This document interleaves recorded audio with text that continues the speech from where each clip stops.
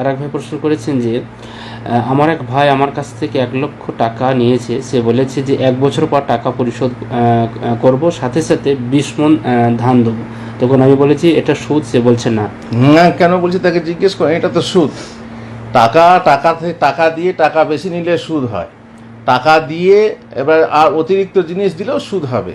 এমনকি টাকা দেওয়ার পরে আপনি একজনকে টাকা ঋণ দিলেন, আর সে গাড়ি নিয়ে যাচ্ছে, তখন সে আপনাকে গাড়িতে চাপালো, আগে কোনো দিন গাড়িতে নেয়নি। এই জন্য বলে না যে মানুষ যখন কারো উপকার পায় সে তার গোলাম হয়ে যায়।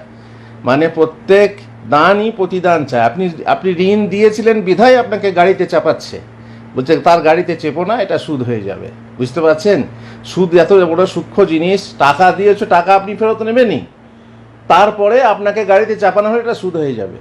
আগে দাওয়াত দিত না, কিন্তু যখনই আপনি ঋণ দিলেন তখন আপনাকে দাওয়াত করে খাওয়াতে লাগলো, এটা আপনার সুদ খাওয়া হয়ে যাবে। তবে হ্যাঁ, আগে থেকে যদি লেনদেন থাকতো, দাওয়াত খাওয়ানোর সিস্টেম চালু থাকতো, তাহলে আলাদা কথা। কিন্তু ঋণের কারণে যদি এটা হয়, আপনি বুঝতে পারেন দাওয়াত আপনি খেতে পারবেন না, তাহলে সুদ খাওয়া হবে। তো আপনার মানে টাকার বিনিময়ে টাকা বেশি না দিয়ে ধানটা দিলেন, তো এটা সুদ হবে না তা নয়, তার হয়তো বোঝার ভুল আছে।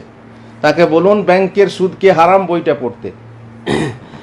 জাজাকাল্লাহ খায়ের। শেখ আরেক ভাই প্রশ্ন করেছেন যে গরম চা বা অন্যান্য গরম খাবার খেতে গেলে ফোঁ দিতে হয়। এখন আমার প্রশ্ন হচ্ছে, গরম খাবার ফোঁ দিয়ে খাওয়া কি দেখুন, হারাম? গরম খাবার ফুঁ দিয়ে খাওয়া নিষেধ।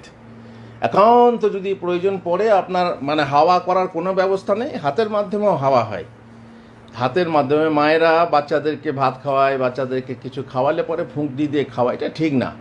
ঠান্ডা করুন, পাখা আছে, বা পাড়াগ্রামে কি বলে তালপাতার পাখা আছে, তার পাখা যদি না থাকে বাড়িতে কাগজ আছে, এই কাগজ দিয়ে ঠান্ডা করেন, কিংবা হাত নাড়া দিয়ে আপনি ঠান্ডা করেন। ফুঁক দেবেন কেন? যদি একান্ত কিছুই না থাকে, আপনার হাত জোড়া আছে বা কিছু নেই হাওয়া করার মতো, তখন একান্ত নিরুপায় হয়ে তাড়াতাড়ি আছে, আপনি ফুঁক দিয়ে খাওয়ান।